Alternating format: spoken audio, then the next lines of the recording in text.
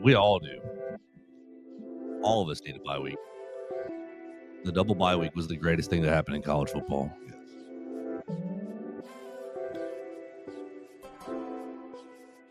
Is it better than the playoff? This is the Joe Gaither Show on BamaCentral.com.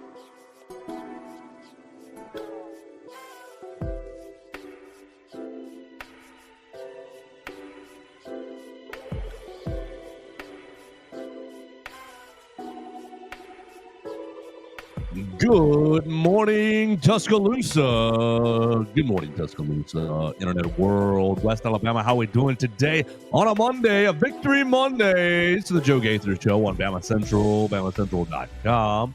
Hope you and yours are doing well. Watching us on the Bama Central YouTube channel, listening to us on Spotify, Apple Podcast, Amazon. You're checking us out wherever you get your podcast. The Joe Gaither Show on Bama Central can be found. Subscribe, rate, review the show. Send the show to your friends. We're here to talk about Alabama's victory over South Carolina. Oh, there you go, Theo. I got you right there. Don't worry about it. Over South Carolina. 29-22 with our friend Theo Fernandez in the Derek Daniel State Farm Studios. You follow Theo Fernandez at Theo Fernandez _. He was also in Greensboro to watch an Alabama basketball take on Furman yesterday. So we'll get a little piece of the basketball report. We're 1 week away? Holy 1 week smokes! 1 week away. That means I got a lot of work to do, Theo. This week, I got a lot of work to do, but that's okay. It's a bye week; we can do that. He said, "Fix your hair, Bubba." Who is that to? Me or yeah, no, it's that to both of us. It's to both of us. Dax hitting us on the Twitter machine. Fix your hair. You're daggum right. November is the next haircut month. Every other month, so November is the next haircut month. So I'm gonna be dialing it in right there. Appreciate Dax joining us on the Twitter machine. And Dax leaving us a voicemail that I've got to download real quick. Right there. Because Dax is basically calling it each and every week. Said it was going to be a close, ugly game. And it was a close, ugly game over there in Columbia. I thought that Alabama's offensive line would move South Carolina off the ball a little bit more, and they couldn't do it at all. So we're going to talk about Alabama's win. Yes, it was a win over the South Carolina Gamecocks today. Before we do that, we want to remind you the show is brought to you by Strength Roofing and Siding. You can call them today at 205-858-9050. When severe weather strikes, your roof is your home's first line of defense. Storms with high winds, heavy rain, and hail can cause serious damage that isn't always visible from the ground. At Strength Roofing and Siding, we specialize in storm and hail damage, roof repair, and restoration across central Mississippi and Alabama, providing fast inspections, expert repairs, insurance claim support to help you recover quickly and protect your home. A professional assessment from a trusted roofer is essential. With over 45 years of serving Alabama and Mississippi, Strength Roofing and Siding provides expert storm damage repair and replacement. Call now for your free no-risk inspection at 205-858-9050. We'll have Zach Guffey join us later on in the week to talk about his weekend, talk about his perspective on the South Carolina game, his thoughts, I guess, on LSU firing Brian Kelly, new job openings across the SEC, who's going to be taking the Tigers job, who's going to be coaching the Tigers when they come in, to Tuscaloosa. Was it Frank Wilson? Is that what I saw last night? The running backs coach is going to be promoted to take the job. So Alabama going to be taking on a scrappy fighting LSU squad. I'm sure that they're going to have their stuff together in 2 weeks when they come to Tuscaloosa, because they got rid of the cancer last night. That is Brian Kelly. But we're getting ahead of ourselves. We got to spend a lot of time talking about this Alabama and South Carolina game. So with that, good morning, Theo Fernandez. Follow him at Theo Fernandez _. How we doing today, sir? I'm doing very good, Joe. It was a long weekend. It was a grind. I did not want to be on the road until 1 a.m. last night. It was just one of those ones where you have to survive, get through, overcome, just like Alabama football did this weekend. So it's kind of an analogy for the football game. And I'm doing good, rested, and ready to talk some sports. Absolutely. You were over there. You did Football Friday on Friday night for WUA. Yes. I did not. So good for you. You woke up but early at the crack of dawn, drove the 5-6 hours really over to Columbia, watched the game, stayed in Columbia, right? Yeah, I had a good time Saturday night. Stayed in Columbia, then went over to Greensboro, Greenville. to Greenville. Nah, they don't want you to get the name wrong there. You're Wouldn't be right. happy about that one, Joe. You're right. That's okay. You went to Furman. That's the real point. You went to Furman to watch Alabama's basketball game, 3:00 Eastern. That Eastern time zone, not friendly, not fun. Nope. Went to watch them play Furman. Big old beat down, and then drove back.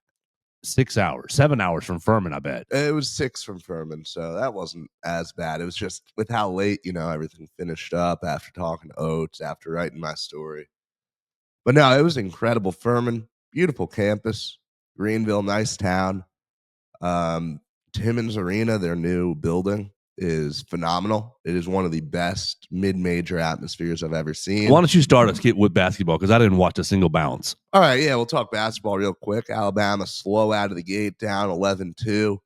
Nate Oates gets those guys under control. And, it was a somewhat underwhelming performance, I'd say, to an extent, just because Alabama did some things that allowed Furman to hang around in the game.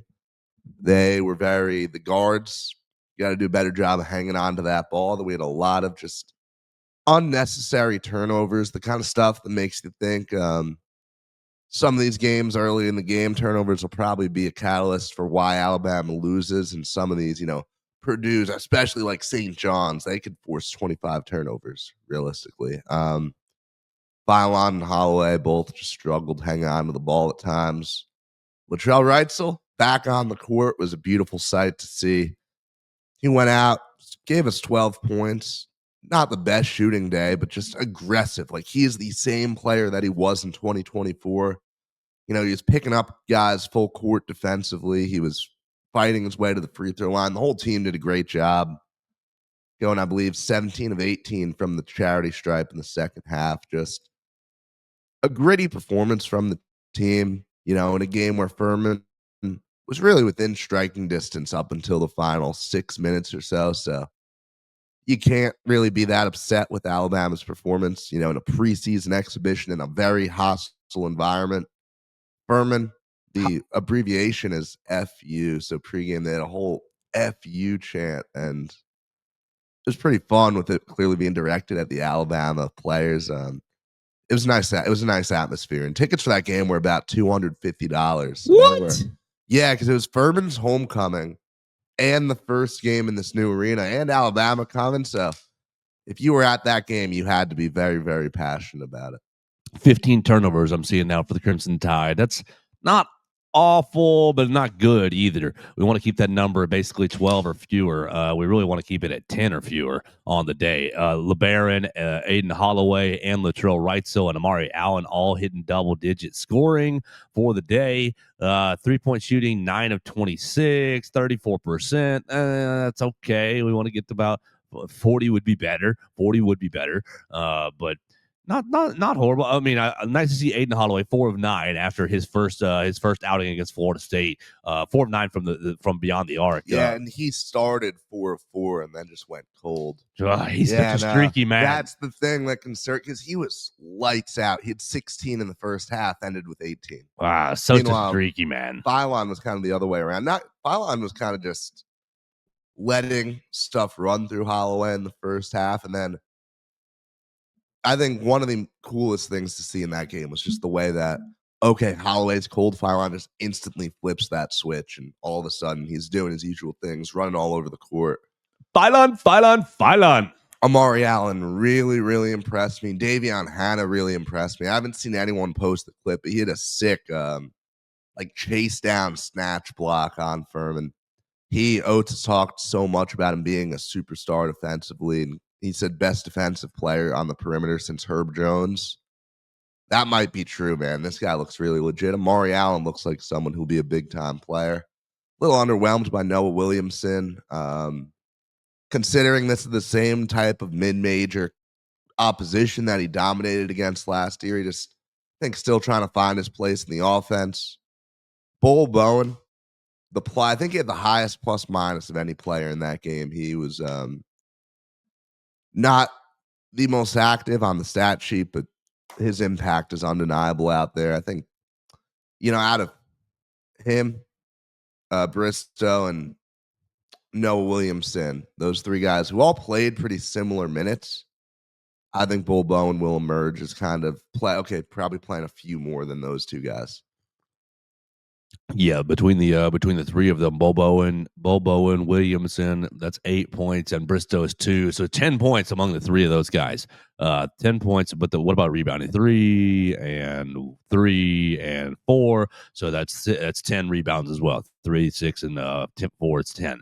10 points, 10 rebounds from your three bigs. You want a little bit more. Yeah, and Aiden Sherrill, for his part, struggled in the first half, absolutely dominated. I think he was 4 or 5 in the second half, grabbed a bunch of boards. He was impressive. 8.6 rebounds for Aiden Sherrill.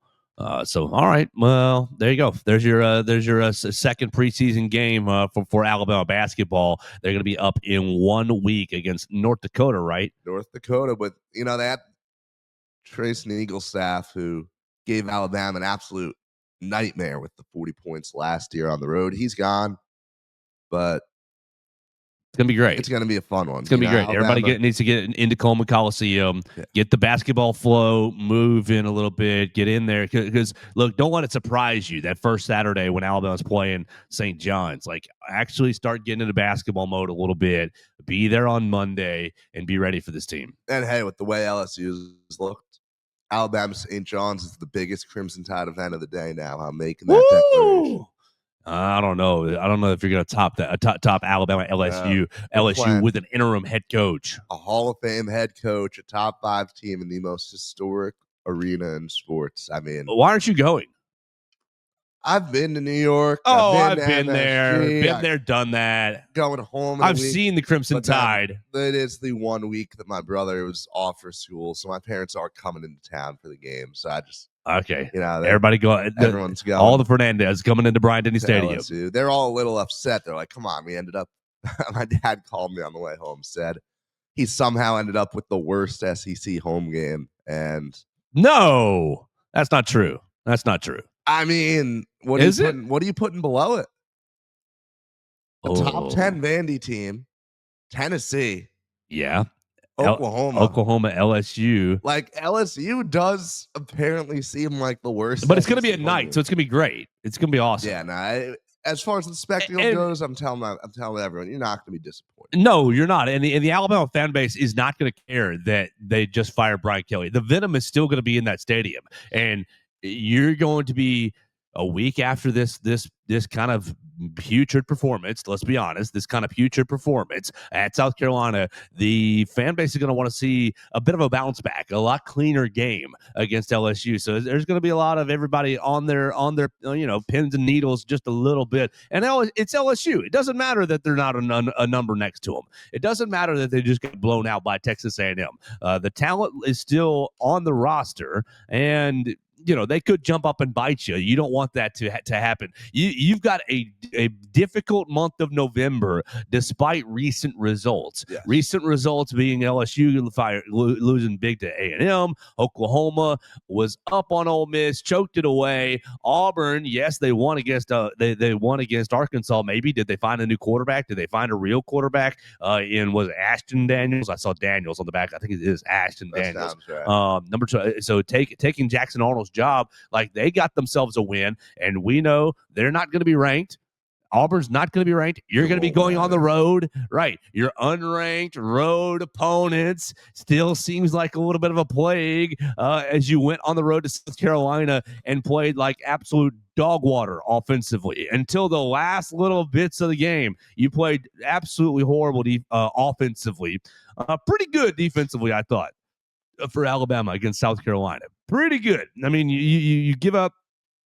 You get put in a bad position with the muff punt, and you end up giving up a touchdown. And then you give up a 1-play touchdown shot to Nick Harbor. Like, other than that, largely pretty good in my opinion. You held them to 3 other field goals. So I think that the Alabama defense honestly played pretty well throughout the day. Yeah, the 1-play touchdown shot to Nick Harbor, the touchdown after the muff punt off a short yardage situation where they had been doing quarterback read the entire day.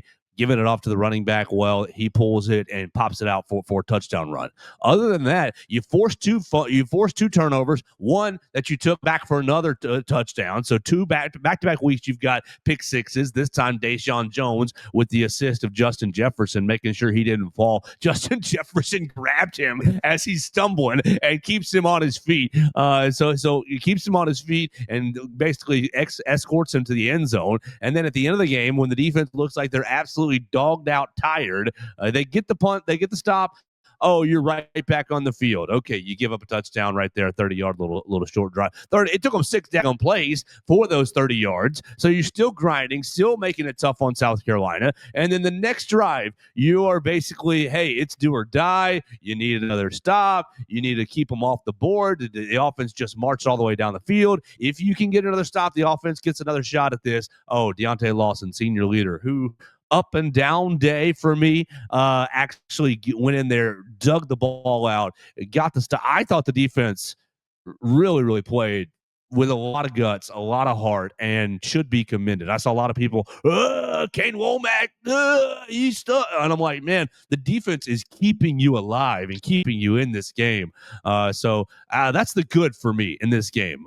Theo, just what did you think? You were in the stadium. I enjoyed the atmosphere. I thought that Sandstorm was great. I counted 9 different times. I thought the South Carolina students and fan base was into the game. I enjoyed Williams-Brice Stadium. It was a nice atmosphere. It was a little trepid, a little timid for the first little bit, and then right about that third quarter, they kicked the field goal to go ahead by 1, and the place just went boop, light switch on, and it was like, yeah, we're going to be in this the rest of the night. I really enjoyed it. The atmosphere. I thought the defense played really well throughout the entire game. Offense just putrid, but you found a way to win the game. Yeah, I agree, Joe. First off, on the atmosphere, never seen a venue that pumps that much noise into that stadium, man. And so we were upper bowl in the top student section, about 5 rows from the top of the stadium, where you're not hearing any noise coming from above you, right? Except for those speakers. And those speakers were so loud, man. I thought when I was at the Georgia game, I was like, oh, they're pumping in some very loud music here. South Carolina blew it away. Especially pregame, like I was thinking, oh, dude, can I really do this for 3.5 hours, man? Am I going to go deaf today?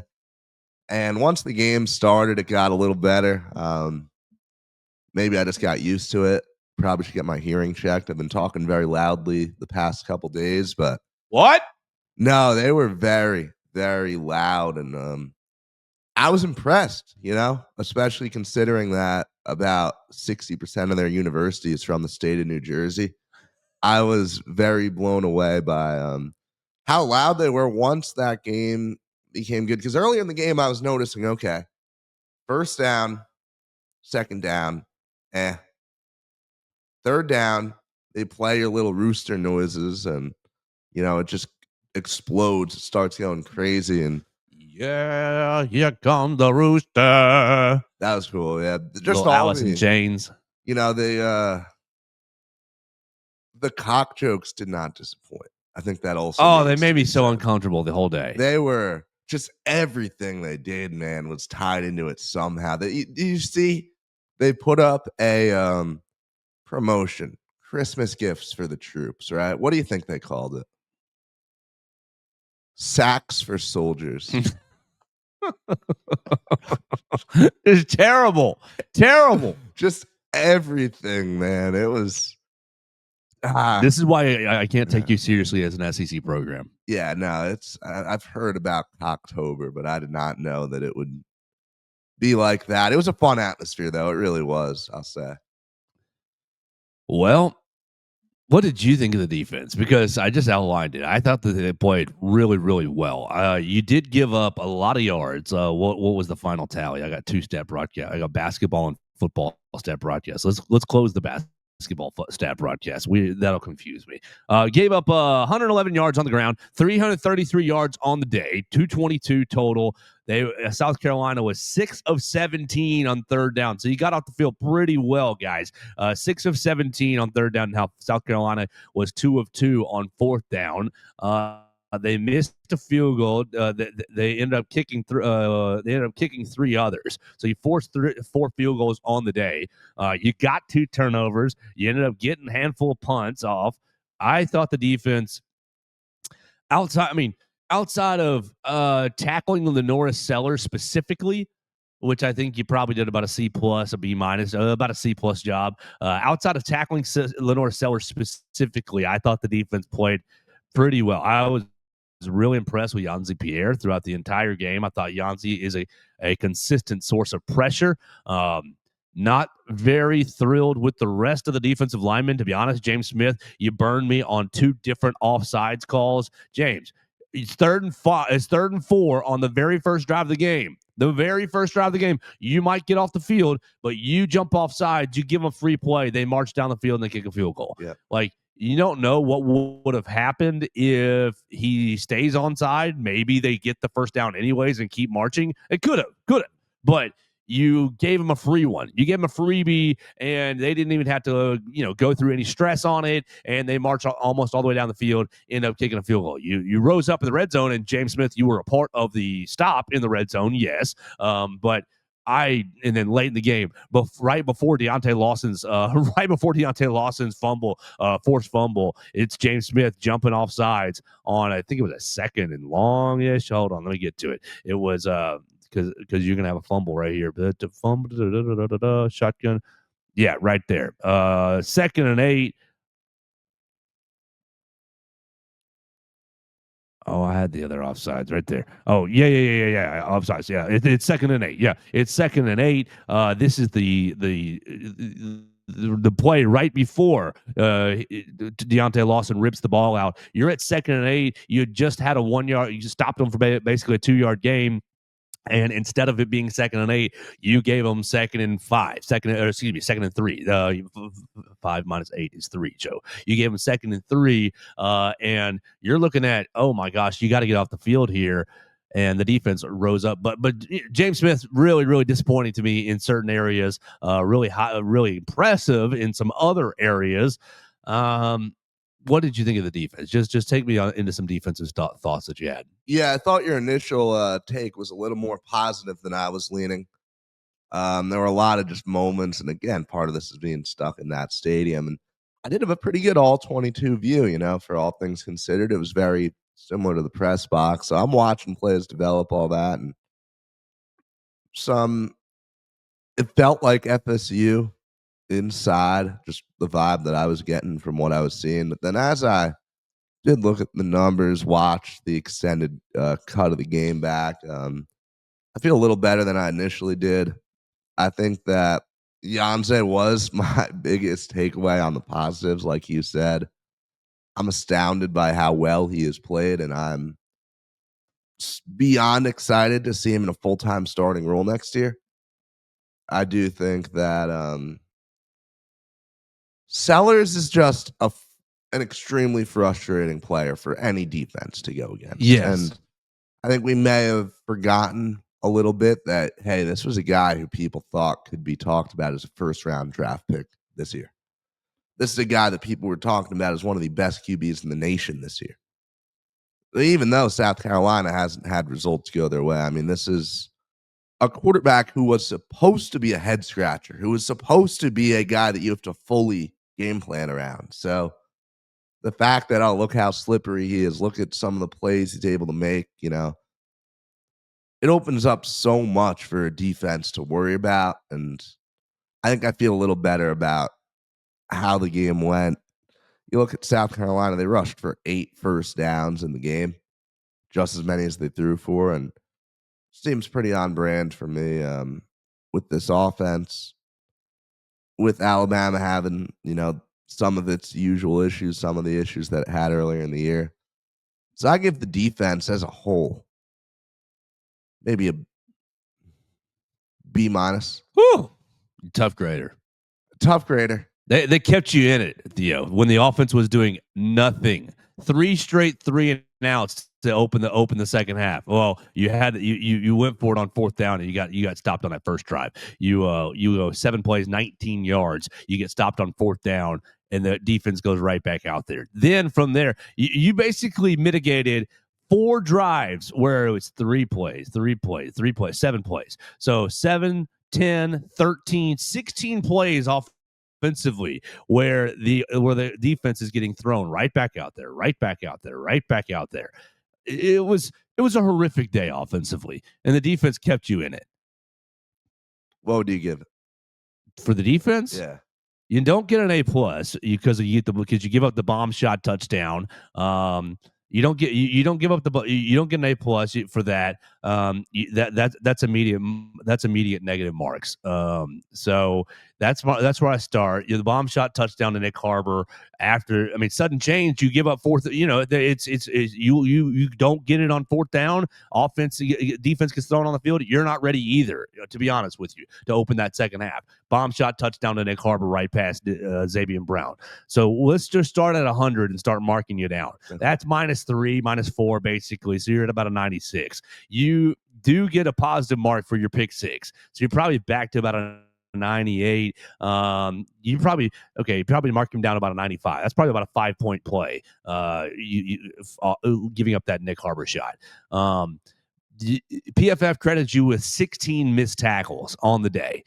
So that's basically minus a half point for every missed tackle, in my opinion. So that's so you're at 98 -8 right there. You're at about a 90. You get +3, +4 for this fumble that Deontay Lawson got in crunch time. So you're probably back to about a 94. I think you probably had a A-. You probably had a B+, honestly, is kind of where I'm at because you look at the other rushing the rushing plays. You did get off the field, but then some absolute hooey happens. I'm looking for a nice way to say this. Some hooey happens, and the ball hits off Mbakwe's leg on the punt, and you're right back on the field. So, like, your other touchdown that you gave up was, hey, man, you guys just got off the field. Screwed, absolutely screwed. You're back on the field. Could you buckle down and force another field goal right there? You could, and you didn't. So it goes into your missed tackles there a little bit.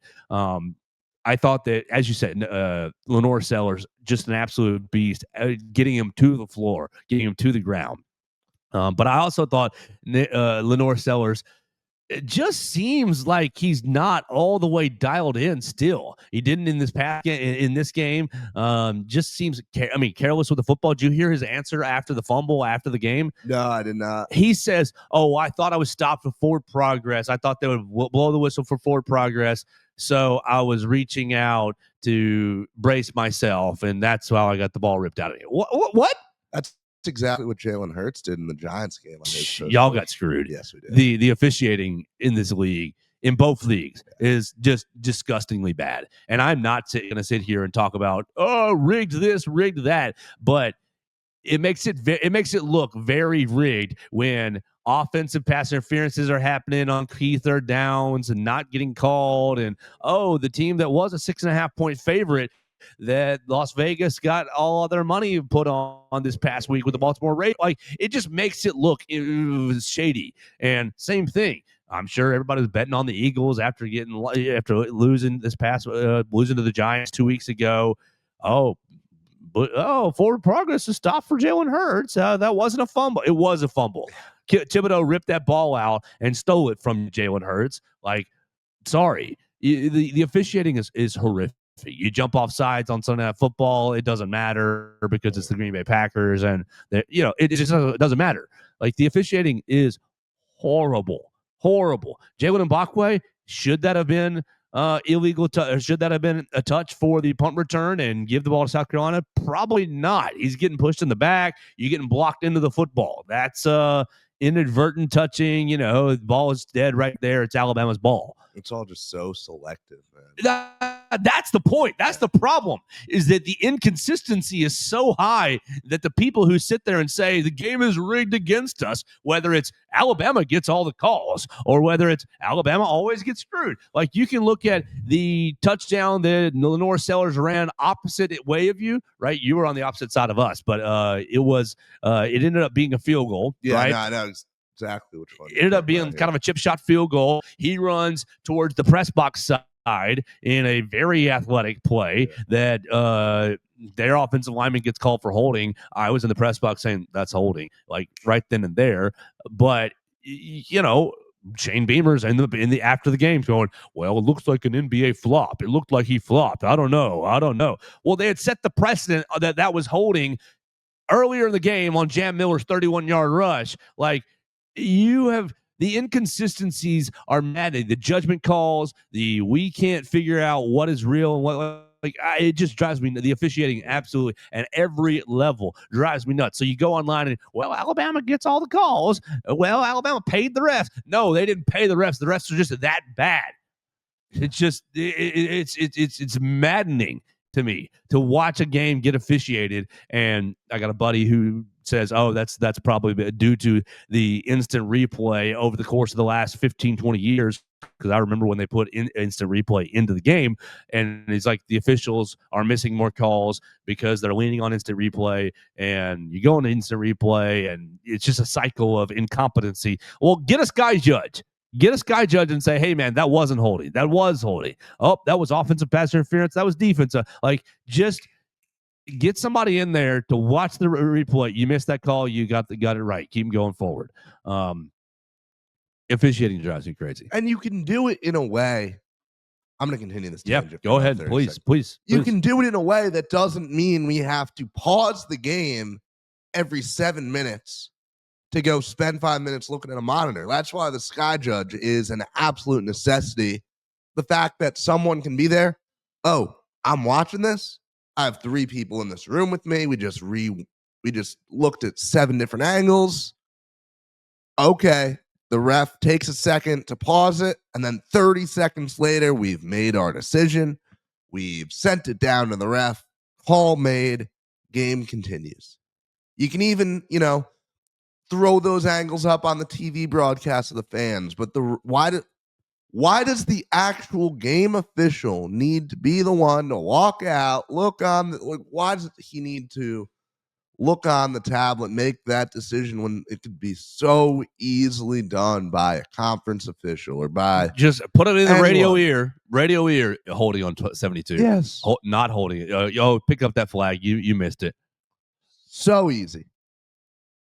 No brainer. I can't believe that, we're in 2025 and this still isn't a thing. Hey, yeah, it did bounce off in Blackway's leg, but he's getting pushed into it. That's that should be blocking the back. That should be whatever it is. It should be a dead ball right there. It's Alabama ball. Let's keep it moving.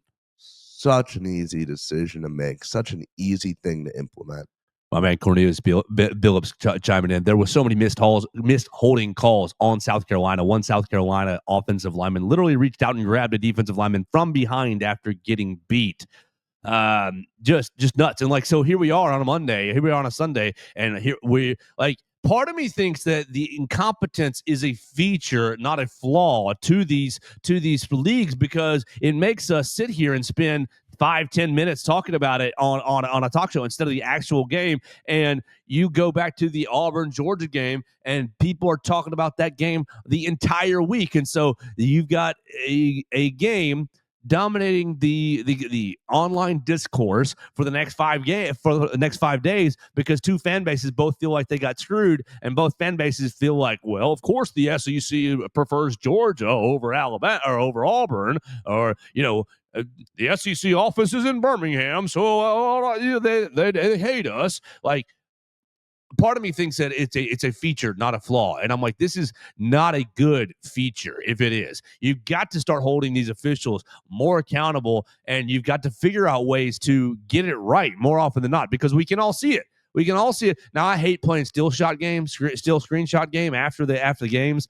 That's the worst game in the world. Do not send me a still shot, because I don't care. But if you see it in the course of video play, all right, then we can talk about it. And the answer is not, well, it's rigged. The answer is, well, they just stink at their job. Drives me nuts. Yeah, well, you see Ken Williamson, that ref from the Georgia-Auburn game, suspended for the season. This is also a guy who said he was going to retire at the end of the year, so they basically just forced him into retirement after that performance, which that's not something that you see happen almost ever, with a ref actually getting suspended them saying, yeah, you can't do anything. It almost never happens with the league. So maybe that's a step in the right direction. I don't know. It All doesn't right. fix the inherent issue, but So you got any more defensive thoughts, Alabama's defensive thoughts? Because I thought the Alabama defense played pretty daggum well throughout the night, just going back out there, answering the bell. Yeah, I do see 16 missed tackles on the PFF sheet, and I think that's not good. That's, you got to be better than that. But I also think that Lenore Sellers is an absolute freak of nature and hard to bring down. Deontay Lawson through the night, 4 pressures, 1 forced fumble. He gave up 1 reception on 4 different targets, 7 tackles, broke up a pass. I thought Deontay Lawson is looking better and better, looking even almost better than he's looked before he got hurt. Like, he's not quite better than that, but I do think he's close to, is he better than he was before the ACL injury? Like, he talked about it after the game, talking about, I know I've been disappointing this year. I've been disappointed in myself this year. I'm still getting better, but I just know that I got to keep going out there every time and just give it my best and trust the process, trust the results. I think, he had a couple times where he could have brought Lenore Sellers down. Absolutely. He definitely had a moment where he almost sacked Lenore Sellers that turned into a positive gain. But I think that Lawson is continuing to come around and continuing to grow post ACL injury. And I just cannot commend the final the final forced fumble enough. It was just so senior leader. It was so heart, so guts, so you had to have it. Somebody's got to step up in the big moment. Who's going to step up? Oh, it's your man Deontay Lawson. Agent Zero gets in there, forces a turnover, and he goes over to Tim Keenan. You may not have seen it from where you were up in the upper deck, but the ball is like under Tim's hip, and Tim doesn't really see it. And Deontay is like, hey, he like gets down on on his knees, and he like hey, and as soon as you see Lawson's head, like he's yelled at him, like he's hollered at him, Keenan responds and corrals the ball, and they both get it together. It's like I don't even think that Keenan realized he fell on the football. And so Deontay Lawson not only ripping it out, but saying, "Hey, buddy, it's under you. It's under you. It's under you. Get secure it." And then they come up with it. We got the ball and march down and score. We'll do the offense in a minute, but any more defensive thoughts for you? Yeah, B- was a little harsh. I'll bump it to a B. Like you said, impressed by Lawson. Also, credit where credit's due. I did not know Justin Jefferson had the ability to hit someone like that. He's getting better too. That was an absolute shot. He is. And hey, if Pavia is successful in getting another year, we got another year of Justin Jefferson. I also had forgotten about the muffed punt. That does put the defense in a very bad situation. So, all right, you're still digging. Yeah, you're still digging, trying to give the offense more. Like you're down 1, and you're still digging. You get off the field, and hey, buddies, you're right back on the field. Yeah, it's a solid defensive performance. I'm giving them a B for their job. There we go. So we'll disagree just a little bit, but we're in the same neighborhood. I think I'm going 89. I think that's where I'm gonna settle you out. 84. Yeah. I think that's not too bad, really, defensively. Let's go to the voicemail line. I pulled up Dax's voicemail, and yes, Dax was absolutely correct. Calling this on Friday, on Football Friday, saying it was going to be an ugly, ugly, ugly game, and it was. Here we go, Dax voicemail right there. So you can call at 205-462-7340, extension 800. To leave your thoughts on the game, to leave your thoughts on the season, to set us up for next week against LSU. Whatever you want to get into on the voicemail line, we will respond to you. Here is Dax and his thoughts after the game. What's up, guys? It's Dax. I told y'all it was going to be close. I just had a feeling that we was going to be sleeping and that Lenore Sellers was going to be great value Cam Newton this game. We could not tackle that man. We had him down in the backfield like 4 or 5 separate times for what I can remember, and he just slipped 5-6 yards, first down, so many times. Lenore Sellers is that entire team. He is so freaking good. But you know what? the offense couldn't get anything going the whole game. Our first down happened in like the second quarter. And then like I think there was like 7 minutes and 40 seconds left in the third quarter, and our running backs only had 7 carries. That's how bad the running game was going. Like, we got away from it, but I completely understand getting away from the run game because we had like 15 rushing yards going into the third quarter. Wow. Everybody was saying that South Carolina offensive line was terrible. I don't know where they got that idea from, but honestly, I think South Carolina has been prepping for us for like 3 weeks now. Wow. That was a game, boys. That one was tough. Ty Simpson, that was the first time this year that I've seen him rattled besides Florida State. But, you know, Florida State was understandable. This one, he had Jeremy Bernard on it wide. Like, Jeremy Bernard would have scored a touchdown had Ty Simpson just, not floated that ball over his head. But you know what? I guarantee our players saw the entire student section running down to the field to watch them rush it. And as soon as, like, the second that those players, not the players, it's the second that those students hit, like, the standing section on the ground at field level, our entire team just turned it on. Like, Ryan Grubb really got in his bag on that last drive. Pulled the drive before to tie it up to make it 22, deuces everywhere. Man, our offense started kicking it in gear right there. And then to cause that fumble, that was just maybe the greatest play of the defense by far this year. Deontay Lawson was awesome. And then Tim Keenan fell on it and just swallowed it up with his gut and didn't even realize it. That one was funny. And then we went down and they let us score for some reason. I don't know why. I'm kind of glad they did because I don't want to put anything on Connor Talty's shoulders. Like, I understand he's perfect from within 40, but do not put the game on our kicker. And thank the Lord we didn't do that. Thank you, South Carolina, for letting us score on that one. That game gave me a heart attack, but you know what? Found a way to win against an unranked team on the road. Woo! Oh, man. 2-4 against unranked teams on the road now. Let's go. Roll Tide. All right, boys, I now have to play the third round of a really big disc golf tournament in Florence in the rain. So I hope y'all have a great Monday. Roll Tide.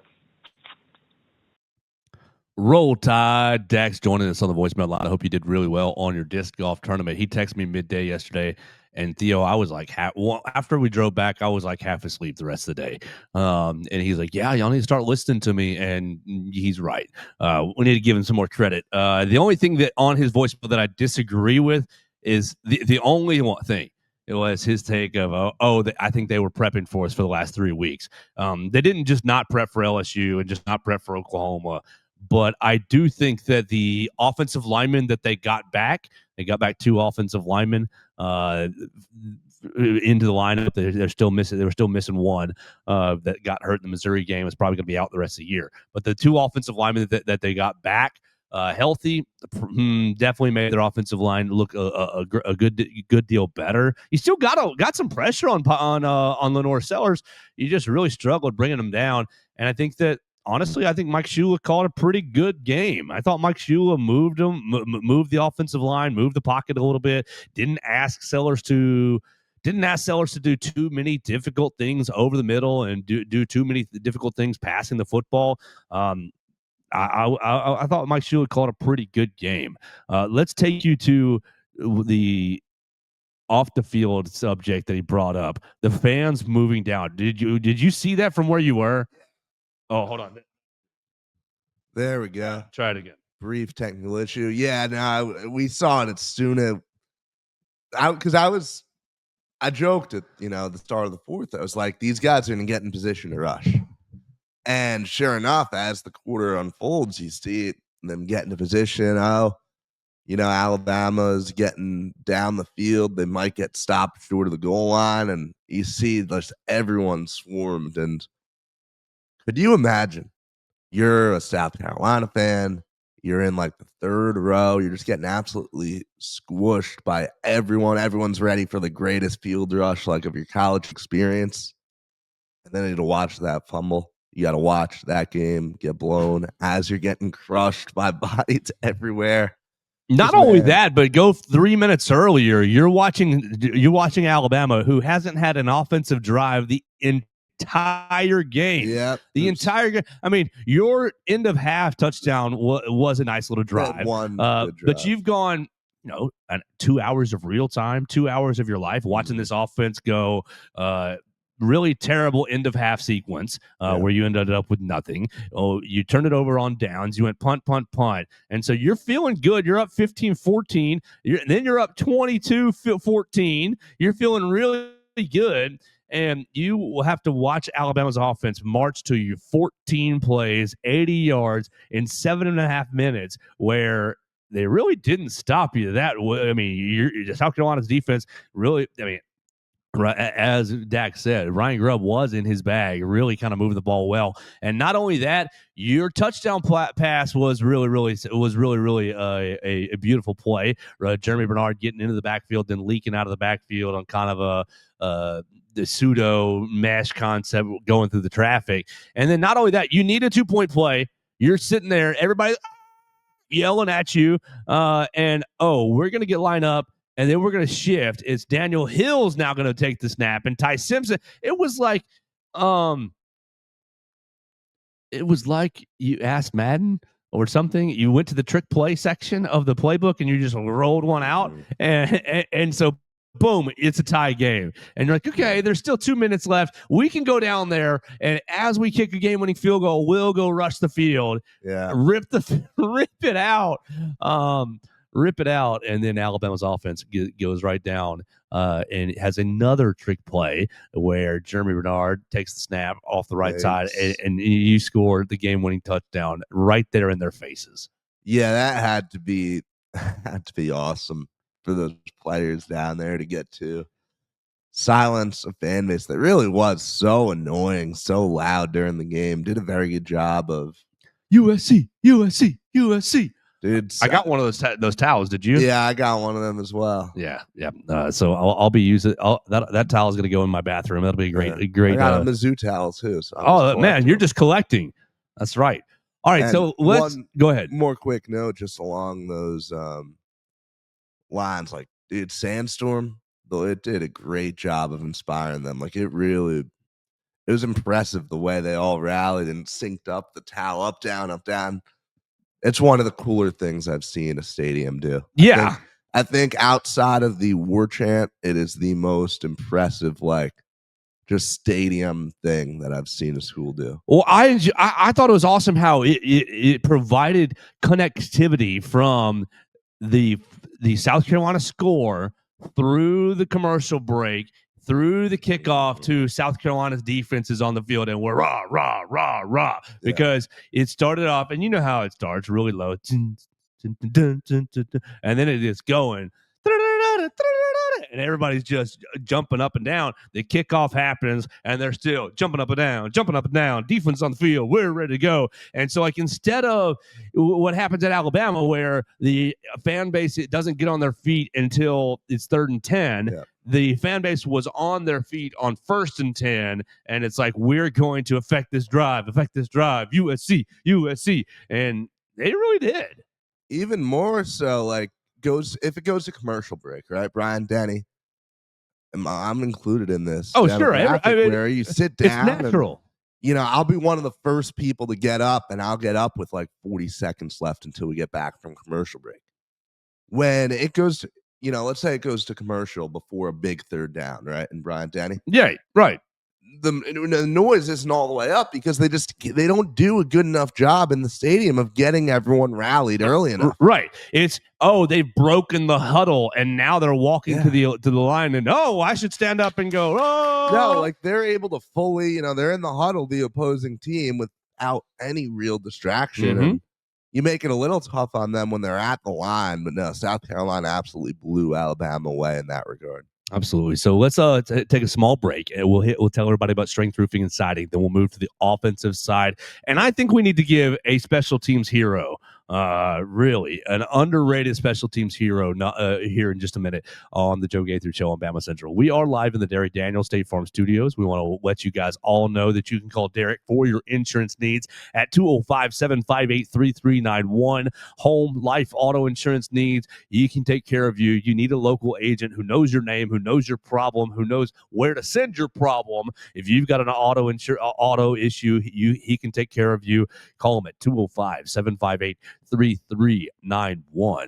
And of course, we are brought to you by Strength Roofing and Siding. They're backed by 45 years of expertise, tens of thousands of roof installs, and over 400 five-star customer reviews across their entire company. Strength Roofing and Siding offers their customers the highest quality materials, fast install times, and market-leading extended warranties. Our Tuscaloosa local roofing experts provide expert residential roof replacements and comprehensive repair services for homeowners across all the greater Tuscaloosa area. You guys have seen Zach Guffey on the program many times now. You'll see him again this week talking about this South Carolina game, but he's going to tell you about where he's been all across the West Alabama area and really all across Alabama.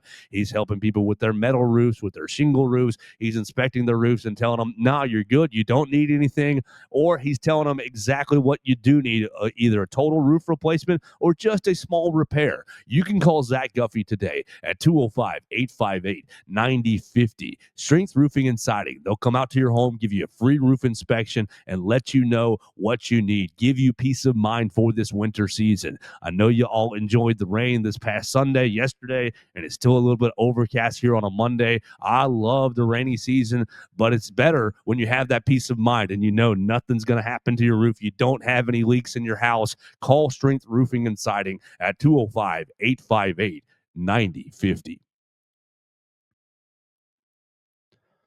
All right, we're back here on the Joe Gaither Show on Bama Central, ready to talk about Alabama's offense. Putrid offense. Dax, you're right on it, my man. It was a not so good Ty Simpson day. 24 of 43, 253, 2 touchdowns. I think the pass rush really got to him. And he talked about the Jeremy Bernard miss, and that was a bad miss, honestly. He didn't have time the whole day, but at that moment, it was second half, you've actually got time. And Jeremy Bernard breaking on an in cut wide open, and it was fire a bullet about a yard over his head, and Jeremy couldn't bring it in. I thought this game and this win really showed you a lot of Alabama's competitive character, because the offense just could not find any sort of rhythm the whole day. 2 rushing yards at halftime, just 2 rushing yards at halftime. Look at these dadgum running back numbers, Theo Fernandez. 13 running back carries for 36 yards between Jam Miller and Daniel Hill. And honestly, I don't think it's Jam and Daniel's fault. I mean, yeah, they can probably be a little bit better, but the offensive line, golly, everybody's been asking, why are we rotating the offensive line so much? Yada, yada, yada. And like part of it is, I think, to avoid transfer portal defections next year. But I think the biggest part is you've been looking all year long which group of offensive linemen are going to be able to block the athletes on the other side. And I think they struggle with athleticism all year long. And they especially struggled with Brian Thomas Jr. and Dylan Stewart's athleticism. Montel Goodwine, former Alabama defensive lineman, was highly effective as well in this game, making some noise. I think that the Alabama offensive line, oh my gosh, it was really not good on this day. Yeah, you didn't have Geno Vandermark. He was listed as game time decision, never came into the game, was dressed out, never came into the game.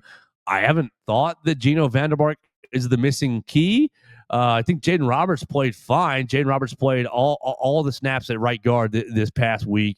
Jaden all 69 snaps at right guard. You had Cam Dewberry for 50 snaps at left guard. William Sanders for 19. Wilkin Formby played most of your right tackle spots, 57. That makes me wonder if Michael Carroll, if he's had something happen in practice to him this past week. Michael Carroll only 10 snaps, and one of those snaps ended up with an illegal hands to the face penalty, 15 yards, set the offense back.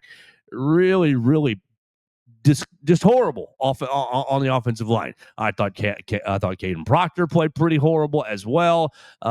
You just struggled with athleticism. You struggle with speed and speed to power. And I don't know if it's a pad level issue. I don't know. I mean, we've talked about it being a weight issue, specifically with Caden Proctor, but I don't really want to sit here and say, oh, Chris Kapilovic isn't getting it done, but the offensive line just handicapped you throughout the day in Columbia, and you couldn't get anything going on the ground. All your rushing yards came from Jeremy Bernard, basically on those couple of plays. You had the touchdown play, which was a 25-yarder. He ended up having a couple negative yard rushes as well. Ty Simpson got 13 yards. I mean, you tried the Caden Proctor play, which, come on, let's not do Caden Proctor in the offset in the shotgun. That's. We love you, Ryan Grubb. You had a great game. You had an okay game. You had a great finish. We'll say that. But that was an inherently not smart call, in my opinion. The offensive line had pressure, or excuse me, had penetration, and Caden Proctor wasn't able to get going in the offset in the shotgun.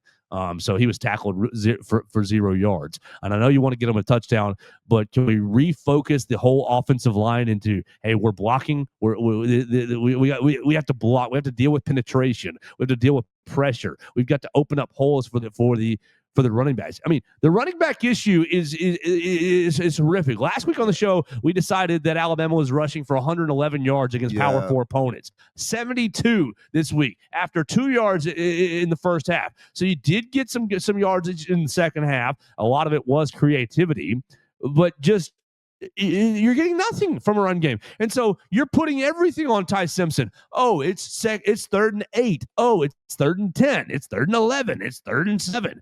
Ty Simpson save us. Oh, we're going to watch the defensive linemen set their ears back and pin their ears back and try to get after Ty. And, well, Wilkin needs a little help on the right side. And, Caden Proctor can't deal with speed on the left side. And, you got a little penetration through the middle or a twist stunt that happens. Like, the offensive line is so gettable right now. And I know LSU's not had a great season. Their defense is still really good.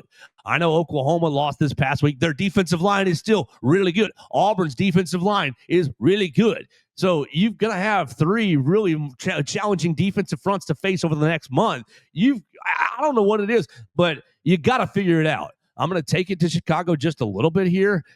On Chicago's bye week, Ben Johnson fixed the running game. They've been running the football better after the bye.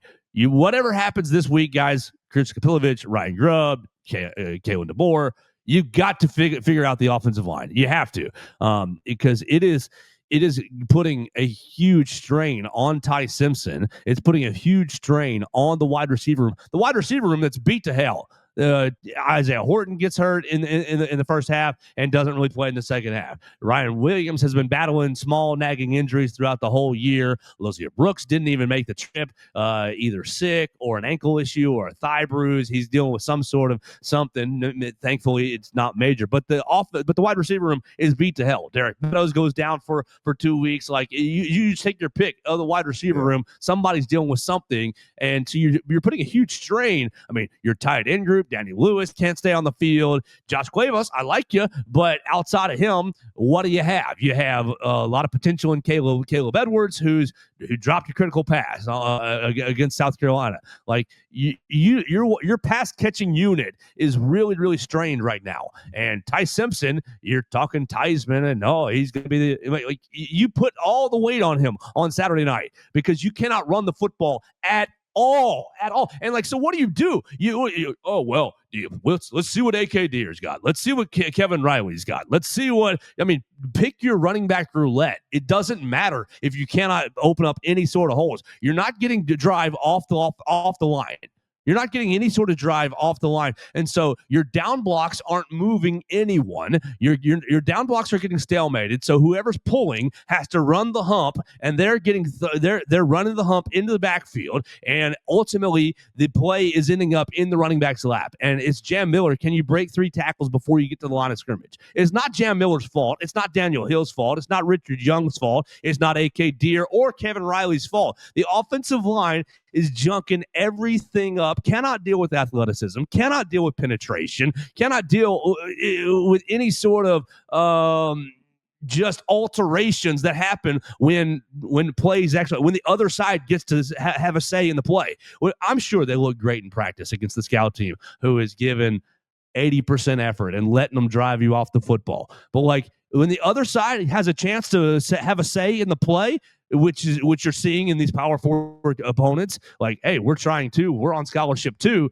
You're getting penetration. You're not getting drive off the foot. I don't know what you do to create some sort of a running game. Do you go back to the Georgia game plan where it's all screens, it's RPOs, it's it's pin and pulls, it's we're mixing things up. I don't know what you do, but the offensive line is a huge problem. It was a huge problem on Saturday.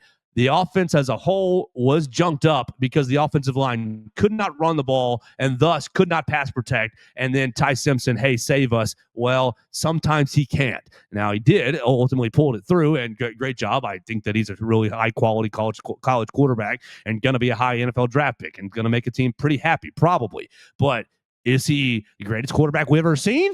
Like, even if he was the greatest quarterback you ever seen, week to week, like, something's gonna give, and it almost gave on Saturday. So I commend the offense for finding a way to get it done.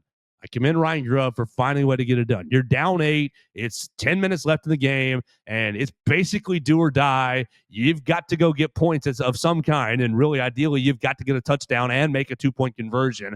And, balls of steel, nuts on the table, just absolute guts drive. You did it. Great. You get credit for that. You do get credit for, and you get credit for defense gave you another opportunity to win the game. And you found the dagger and you stabbed him in the heart. And sorry, guys, no field storming tonight. We're going to stab you in the heart. But the offense was horrific on Saturday. I agree. A couple notes on just the things we discussed there. One, I think the bulk of the criticism of the run game falls on the offensive line. With that being said, I don't think I'm all that inspired by the running backs on this team. I think, there are running backs that have an ability to do a lot with a little. These are not some of them. These are guys who you can't per se fault them for, oh, you guys aren't doing a good job running the ball, because, look at what they're dealing with. But at the same time, I would like to see these, some of these blue chip players on this team, some of these guys that, we thought would have a lot of potential that aren't quite playing up to it. But like you said, the offensive line is a very, very big problem at this point in the season, and so that's something I don't think will change at all. I mean, you've spent so long trying to figure it out, and you talk about the bye week and you talk about the Bears, for example, being able to turn things around, running the football. I don't know if this team has it in them. I just honestly don't. I look at these front sevens that you're going to play with. I look at some of these guys on the teams, like, going on the road, hostile environment, Auburn. You got a talented front seven. You got Falk there. How much success are you really going to have running the football? I mean, that game's going to be 10-7. It feels like it, right? Ty Simpson's going to have a Bryce Young drive to win it late. So I just very concerned about the run game. I'm officially at the point where it's alarm bells. All alarm bells. Bing, bing, bing, bing, bing, bing, bing. Like, this week, you've got to figure. Like, I know they've got today off. Great, enjoy. The team needs a daggone bye week. You went through a crazy stretch of football games. You deserve it. Yeah, like, I'm not going to sit here all ball all the time. Oh no, you gotta ease off the tank just a little bit. But like, just because you're easing off the tank doesn't mean everybody gets pizza. Doesn't mean everybody gets pizza and chocolate cake. Like, I'm sorry. Like, you just enjoy the whirlpool. Right, enjoy the whirlpool. Everybody rides a bicycle. Make sure that they're keeping loose. Like, no contact. Okay, we'll give you that. But like, the offensive coaching staff has to evaluate the running game and has to say what whatever it takes to correct it or improve it. You have to either pare down what you're doing in the run game to, hey, these three concepts and only these three concepts, or you're going to have to introduce something new. You're going to have to introduce something new into the into the playbook conceptually to put these offensive linemen in better positions. You saw them against Vanderbilt. Vanderbilt defensive line played with wide splits. The linebackers played off the ball, really, really terrified of giving up big pass plays.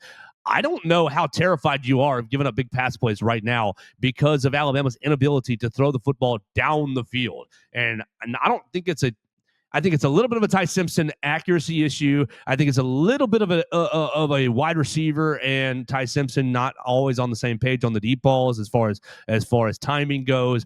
I do think Ty's got the arm for the deep balls. I do. I think he can absolutely deliver a deep ball. But as far as, you know, does the group really have the amount of repetitions with Ty throwing down the field? I don't know about that. I don't know about that because South Carolina, you saw it from where you were. They're playing single high basically all dadgum day. And they said, Jeremy Bernard, if you want to beat us on a 9 route, you can. Good luck. We'll see what you. And Jeremy did a couple times. Ryan also did a couple times, but you're 1 of 9 on shots down the field. Yeah. And you can say, I mean, go back to our officiating rant. You can say, oh, that should have been pass interference. A couple of times, maybe. I think could have been, may have been, could have been. It's always could have. But you can't rely on that. You can't say, well, they're going to throw a flag. Like, you got to start completing some of these balls to loosen the coverage and to make them. You know, right now, I think the defenses think, well, Ty's going to tear us up in the intermediate game, so we're going to have to force him into something different, right? We can't sit back and let him have the intermediate game. We haven't seen Alabama really get you in the deep passing game. They can't run the football right now. These defenses that you're about to go up against are going to clamp down hard and say, hey, do you want to run it into loaded boxes? If you don't, if you want to throw it over the top, we're going to blitz the ever-living mess out of you, and we're going to make this offensive line protect, and we're going to see if Ty and the wide receivers can actually be Superman and get down the field on some big shots, which they haven't done this season. Now, first of all, South Carolina, credit where credit's due. Their DB has made some incredible individual plays on balls. It was a very impressive performance from that DB room. But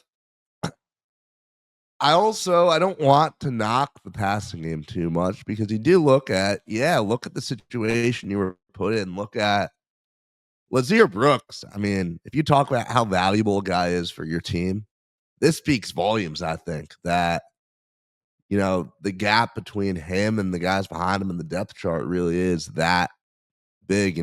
Horton played, 17 snaps? Roughly, yeah.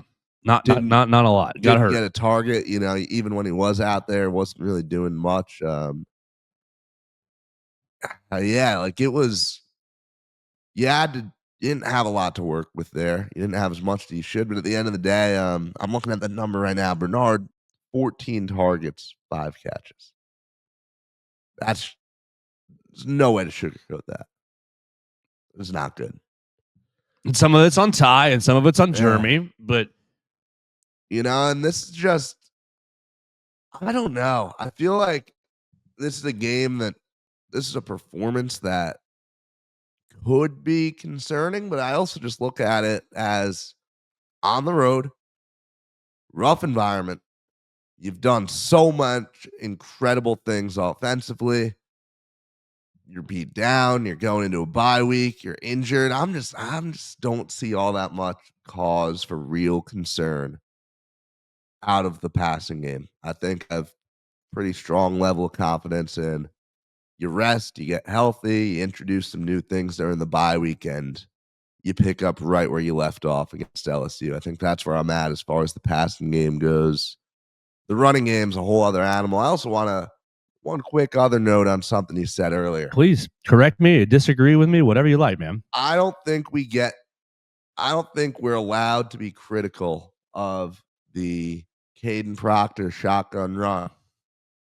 We can't sit here and praise, look at these incredible things Ryan Grubb is doing and then be mad about, the crispy package there. First of all, something that had not failed to that point, right?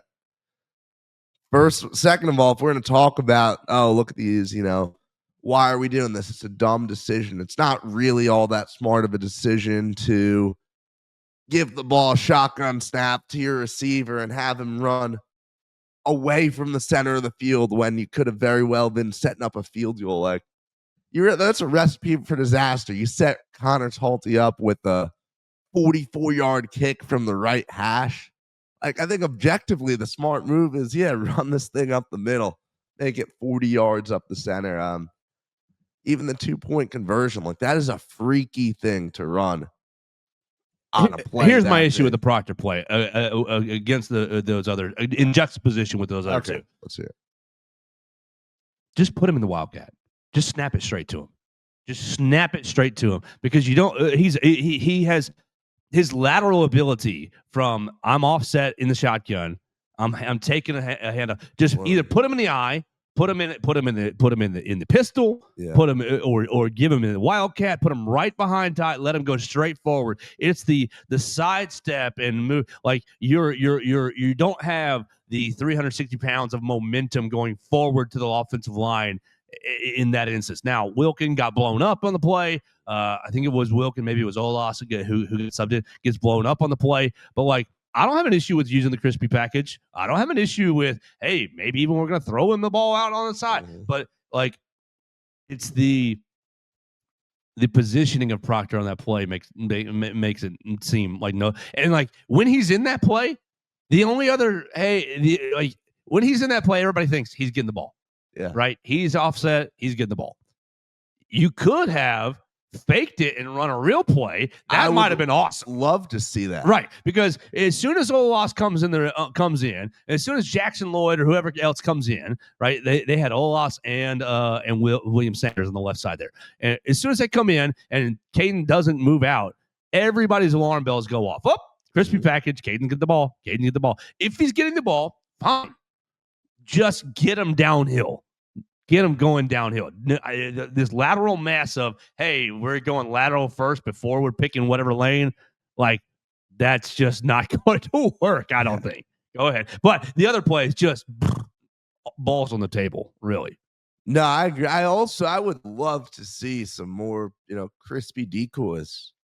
You give Ryan a screen out wide and everyone's ready to, load up and stop the tackle from running the football, and all of a sudden you throw it out wide. Or you could get one of these wide receivers really one-on-one. Like, there's so many, I think, situations I want to see is, can Caden Proctor pick up a pass block? That would be hilarious to watch. But no, I think that there's a very high likelihood that we see this crispy package get expanded even more. You talk about trying to find fixes during the bye week. You talk about how can you innovate, how can you adjust the playbook, if you're operating knowing that there's a very real possibility in any given game that you won't be able to get the run game moving. Well, the crispy package is 3 for 4 on, moving the chains in big moments when you need it. Right? It's true. It's something that has worked.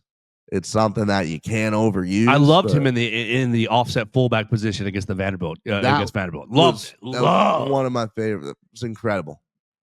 I thought in the Wildcat against Missouri was a little. That's like on the edge of stones. Your stones are big. You're trying something, but offset in the shotgun. I think that was horrible. I think that the screen is the one that makes the least sense. I think I'd rather just give him the ball under center. I think that is objectively what makes the most sense. If it's a play where yes, we want Caden Proctor to run this football, just let him take the snap, man. Mm-hmm. And I think that if we're also talking about the run game and its issues, I think we will see a lot more Jeremy Bernard Wildcat. I think that is something that I would want to see multiple times a game now. I think there's so much he can do with it. Whether or not Ty even touches the ball on that play, it does not matter. You have so many options on those where, hey, we've seen Bernard throw it to Isaiah Horton for a touchdown in that spring game, right? Like, I trust that Ryan Grubb. They tried to get a double pass in the Tennessee game. Yes. So I think that might be a thing that they go back to. And with how talented Bernard is, he turned that into a first down. Yeah, On exactly. that, right? Like, he turned it like for once a wide receiver didn't make an absolute bonehead decision throwing the football. Yeah. He turned back and saw, oh, there's 3 guys on tie. This play is dead. Yeah. I'm gonna have to go do something. I think that Ryan Grubb's probably champing at the bit right now to get some more Wildcats and dreaming about all the possibilities of how he can adjust for the lack of running. I have no doubt that we're going to see some fun stuff out of Alabama after the bye. You need to, because the run game is atrocious. Yes. I'd rather them just call 2 screens on first and second down to try to do something different. Get a lot more RPOs out there. I don't really know what else you do up front because you've tried almost every offensive lineman that you have.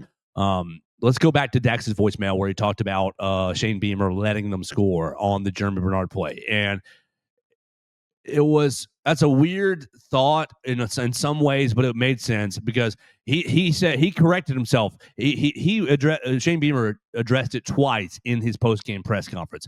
In the first little bit, he basically said, "We let them score," and he left it dry. And I thought, you're not smart. You're special needs, buddy, because Connor Talty, how much faith? Like, honestly, we're sitting in the press box going, do not leave this I'm sitting on the press. I almost say and it was in the press box thinking, do not leave this on Connor Talty's foot. We'll be going to overtime. That's what everyone was saying. That's what I'll own that. If Connor Talty kicks this ball, we're going to overtime. And so in Shane Beamer's first comments on it, he left it right there. We told him to let him score. But then he came back 5-7 minutes later saying, well, we told them to let them score if they got the first down. And then with that context, it makes perfect sense. Yes. It makes perfect sense because if not, Alabama would have probably run it twice to the middle, lined up a 25-yard field goal, and I'm feeling a whole lot better about that, honestly. The misdirection, South Carolina played that play horrifically. They all went right to the defense's right, and the play went to the defense's left. It went to the offense's right. Jeremy Bernard down the right-hand sideline. The whole play went, each side went opposite ways, and it was like, oh, now when we finally caught up with the angle, as it's 12 yards down the field, you've got the first down, and the defender just puts his hands up and lets him go down the sideline. So it did make sense. His first comments, Dax, made me think, wow, what a not smart call, what a not smart decision. But his extra context after made it make sense. Made it make sense. But yeah, I think if I were Shane Beamer, I'd be pretty upset with the defense's call or the way the defense played that play in the first 10 yards because it was 3rd and 8, 9, somewhere in that range, and you had 9 yards to stop them from getting the first down if you had played, sound defensive football and gotten after Jeremy Bernard. Right, and like even if Bernard picks up, we picked up 6 yards here. Now it's going to be a 37-ish yard kick from a hash. Like that is far from a gimme there for Connor Talty. And, I think it also speaks volumes to how little this coaching staff trusts him that they're going to go out and call that play in that moment, right? Right. It's 3rd and 10 from South Carolina 25. So that's a 42-yard field goal. Yes, isn't that right? 17, 42 yards, 25 and 17 is 42 yards, right? That's 30. Yeah, 42 yards. So that would have been right on the range of where I feel comfortable. Let's just say you stop Jeremy for 5 yards. You make it 4th and 5. It's on the 20. That's a 37-yarder. I'm still feeling 37 yards from the right hash. Can he make it? Yeah, of course he can. Of course he can. He should. Absolutely should. But into that student section and that moment, knowing that this guy's missed a kick in every single road game. I think he's missed, 4 field goals on the season? Yeah, he is 9 of 13. Yeah. So, yeah, you're right. 9 of 13. He's 30 of 30 for an extra point. So, great job, brother, on that. Where's my game logs? Right there. That's what I want to see. Don't you have distances right here, Mr. Mr. Stats? Surely you do. Kicking totals, no. No distances there. You got to go inside the games. 3 of 4 against Vanderbilt. It was 2 of 3 against Missouri. Didn't take one against Tennessee. It was 1 of 2 against the Georgia Bulldogs and 1 of 2 against a Florida State. Now that Florida State one was That like was a from long 50 kick. something yards. I give 53, yeah. you some greats right there. None of the other kicks were exceedingly long. Correct. Yeah. All right, so you got any more thoughts on the offense? Feel free. I feel like I went on a big rant right there and didn't allow you a lot of time. If you got any other offensive thoughts? You said a lot of good stuff there. Pull up those stats one last time. Yeah. I want to see if there's anything we didn't hit. I think my biggest takeaway offensively was, man, Lazir Brooks is such a valuable player. I think I might have underestimated coming in just how, big of a player he was for us. I was kind of thinking, like, I bet a lot of other players could fill in for him here in these spots, but no, Brooks is a cornerstone on this team right now. Yeah, I think we've covered just about everything with this team, though. Impressed overall by Daniel Hill in the pass game. He put up numbers. Yeah, got a couple. I mean, they went to Daniel Hill on that 3rd and 20, and I really liked Ryan Grubb's creativity. They moved everybody to the left hand side, and it was just Daniel Hill on the right side. So it was 1-on-1, and it was basically a 8-yard hitch that, hey man, if you can bust this one tackle, we'll get a first down, and he did. I was shocked that play worked. Watching it, and I liked it. It was interesting. All right, so the last little bit for me today is on, where is it? Right there. My man Blake Dowd. For all that we have talked about special teams this year, and we have, Blake Dowd, it was his best game in an Alabama uniform.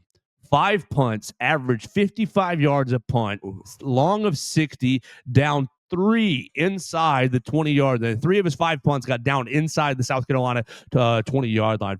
All 5 of his punts went over 50 yards on a day where the offense was absolutely buns. And the defense needed every yard to just go back out there and defend, give them more space and more time, flip the field. I think Blake Dowd was your unsung hero for the Alabama Crimson Tide on Saturday in Columbia. Wow, I had no clue the numbers were that good. He punted his rear end off, honestly. Remember, I'm watching it, and I was consistently impressed. Compare it to like a Missouri where you had some, oh, really? That's the punt right there? Yeah, exactly. Come on, we need a little better. Not off the side of your foot. Blake Dowd, I feel like, needs some flowers today because everybody's going to talk about the clutch drives and Ryan Grubb's great play calling and Jeremy Bernard being a hero and Deontay Lawson being a hero. And I do think, look, give them their hero designation. Deontay Lawson probably 1, Jeremy probably 2, but I think Blake Dowd belongs in the hero category for Saturday. No, I agreed. This is a guy that I had high hopes for coming in. And then someone pointed out to me that he plays in the mountains, where that was one of the funniest realizations, realizing how inflated his numbers were. But hey, he was kicking like he was a mile in the air on Saturday, so that's great to see. Yeah, so Blake Dowd, I want to give you some a special team shout out, give you some credit, give you a gold star. I feel like you deserved it. As far as giving gold stars out, you belong in that category. All right, last thing for us here, Theo. We've done a lot of criticism today. We've done a lot of, this wasn't good enough, but you found a way to win. Yeah, still undefeated in SEC play. Found a way to win, and go back and look at every single time Alabama's won a national championship. Basically, every single year, there's been an ugly performance. There's been an ugly game. There's been you shouldn't have won this game, but you did. You found a way to win it. You've seen a lot of people online. You've seen a lot of post-game reactions to, wow, I am more confident in this team now, finding a way to win than I was going into the week. Where are you? Kalen DeBoer finally gets over his, we went on the road and beat an unranked team. You're going to have at least one more unranked team on the road, win the Auburn Tigers. They can keep winning the next couple of weeks. They ain't getting ranked. They're horrible. They're not going to be ranked, but that game's going to be an absolute just slugfest ugliness. Where are you with this team? Where are you with the hopes of the season? Because it's you and it's Texas A&M right there on top of the SEC standings, and A&M absolutely just bludgeoning to LSU. They said Death Valley, so what? They beat the absolute mess out of LSU. And so A&M, the rest of their schedule for A&M doesn't really look that difficult. So where are you with Alabama? You've got three teams that everybody on paper is going to say you should beat Oklahoma, you should beat LSU, you should beat Auburn. Everybody's got you on paper as being the favorites in those games. So you should be making your Christmas, your early December plans for the SEC championship. What do you feel like? Give me your overall, let's encapsulate this weekend. A lot of criticism, a lot of not good enoughs on the offense, a lot of just good enoughs on the defense, but you found a way to win in Williams-Brice Stadium. Yeah, I think no, that's not what basketball. Sorry, I got distracted by the basketball standings. Yeah, I was looking. I clicked on the wrong standings. We want football. I believe the one-loss teams are Georgia, Ole Miss. There it is. It's Georgia, Vandy. Ole Miss, Vandy. Texas also just has one conference loss. Somehow they talk about a team that just should not be unbelievable. Yeah, and Mississippi State's up on you. What was it, 38-20 or whatnot? Yeah, late, and you found a way to come. Unbelievable lead by Mississippi State. Got to feel bad for them, man. No, A&M. But you look at A&M impressive, and they've got Missouri, South Carolina, and at Missouri, South Carolina at home, and Texas left. It'd be the most A&M thing, though, to let that Texas game late on the road be the thing that derails the season. So, battered Aggie is that syndrome, on Thanksgiving man. night like it should be? Please say it is, because that is exact. No, it's on the Friday night, which is so great. Friday night at Texas. Yeah, A&M's losing that football game, man. A&M is losing that football game. But no, I think you should feel great about this Alabama team right now. I think that, sometimes it's just find a way to win, and you just beat 4 straight ranked opponents, man. Mm-hmm. It is hard to be critical about this football team right now.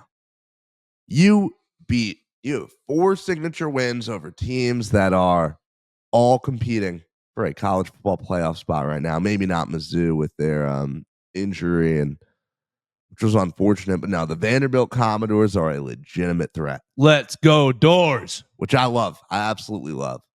The Tennessee Volunteers, for their lack of big wins over real teams, are objectively, I think, a solid football team. And Georgia is still a national title contender. I think that, knowing that you're in a position where you just got to go 2-1 to make the SEC championship, I'm assuming. I don't know what the tiebreakers will look like, actually. Depends on the other results, really. 2-1 clinches a college football playoff spot, is what I'll say, right? Because that they set the precedent last year that if you go 10-2, lose in the SEC championship game, you won't be punished. You won't lose your spot, right? 2-1. I mean, 3-1 if you include the Eastern Illinois game to make the playoff. You lose Eastern Illinois, you should forget it. Yeah. So you look at just what a night and day swing it was to be able to go on that drive and win this South Carolina game. True. Literally brings you from your backs against the wall. You have to be perfect after the bye to, hey, you guys got through this crazy stretch of the season. You deserve to feel good. I mean, quite frankly, this is a football team that should be in the college football playoff semifinal. Jam Miller, 3 yards. Ty Simpson, incomplete. Ty Simpson complete to Jeremy Bernard for 13 yards. No huddle, Jam Miller rushed for 6 yards. Ty Simpson incomplete to Jeremy. Ty Simpson complete to Josh Cuevas for 5 yards on a 3rd and 4. Daniel Hill rushed for 11 yards. Ryan Williams caught for 11 yards. Pass complete to Daniel Hill for 5 yards down to the South Carolina 25. Ty Simpson pass complete to Jam Miller for 10 yards down to the 15. No huddle. Ty Simpson rushed for 7 yards. Shotgun. Ty Simpson pass short right to Jam Miller for 6 yards down to the South Carolina 2-yard line. Jam Miller rush in the middle for a 2-yard loss. and then shotgun. Ty Simpson pass complete short left. Jeremy Renard 4 yards for the touchdown, and then the Josh Cuevas 2-point play. Basically, puts you back, puts you into the driver's seat for the rest of this year. Yeah, John. Clutch. I'm gonna stand by that. I think college football playoff semifinal should be the bar for success for this football team right now. Yeah, absolutely. A great weekend. Finding a way to win in a very difficult environment, in a very difficult situation where your offense really wasn't playing well. And maybe it is just in case the offensive line all going to the spa this week, all just, watching some funny movies, all just, having a bunch of smoothies and right. You get that taco casa going. You're right. Maybe it is. And they'll get it going in 2 weeks right there in Bryant-Denny Stadium. You got 2 more games, 2 more big games at home, 3 total, and then you're going on the road down there to Jordan-Hare Stadium, which is going to be hell on earth. Auburn will play very South Carolina-ish. Oh, yeah, for sure. Like they will try to replicate that. And I think it comes down, I think that we could talk in a month, literally a month from now is when we'll be previewing the Iron Bowl, and I think we could be talking about this South Carolina game a lot in the lead up to the Iron Bowl. Absolutely. So we got to get out of here for the day. We want to thank Strength Roofing and Siding for sponsoring the program. Call them today at 205-858-9050 for all of your roofing needs. Zach Guffey and his crew will come out to join you. We want to thank Dax for joining us on the voicemail machine at 205-462-7340, extension 800. Did I say something you hate? Did I say something you love? Please feel free to jump in and call us and let us know on the voicemail line at 205-462-7340, extension 800. Leave us a comment. Shoot me a Facebook message, whatever you like, on all the social media machines. We're going to be back with Mason Woods tomorrow. Mason's going to join us in the Derek Daniel State Farm Studios. We'll have a big bye week. We'll be talking about Brian Kelly, who's going to replace him. It looks like this Frank Wilson guy, running backs coach. But will that make LSU more dangerous this weekend? Probably, or this coming next weekend.